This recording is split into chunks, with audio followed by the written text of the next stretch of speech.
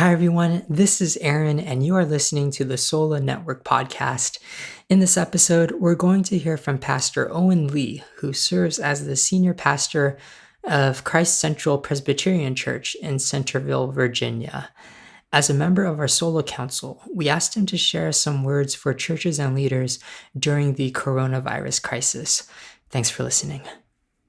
I think this may be an opportunity for us as, in my context, Korean American, middle upper class, people who live in the suburbs who are highly educated, basically to replace the functional American hope that we've all functionally lived with true Christian hope. What's the American hope? And we all know what that is. It's to live long, be healthy, and to be prosperous economically. I think I know what this does for me. It exposes how much of the American hope that I hold in my heart. And in my mind, the worst things that could happen is if I get sick or financially, this impacts me negatively. Those are functionally my two biggest fears. And it just reveals how much of the American hope that I cling to, even though I preach the Christian hope. And I think this is an opportunity, at least for me personally, to replace, to have my American hope exposed, maybe even have it taken away to some degree, to release it, and then in its place, really to embrace my Christian hope, which is not to live long on earth, but to live forever in heaven.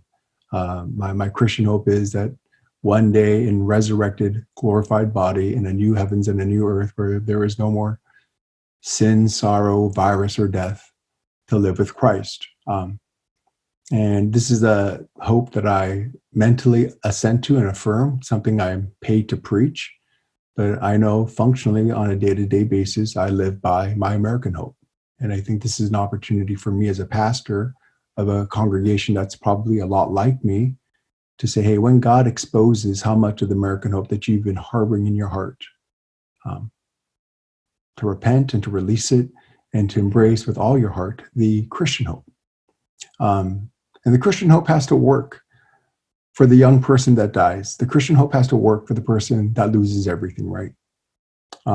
If it doesn't work for the person that dies young, if it doesn't work for the person that loses everything, that means it's not true, stable Christian hope.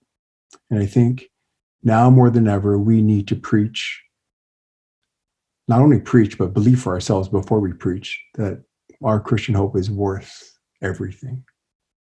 That is secure, that is eternal. And that's the reason why we can have comfort in the midst of loss, in the midst of uncertainty, in the midst of potentially getting sick, in the midst of having our salaries cut, in the midst of all these things that we're functionally afraid of.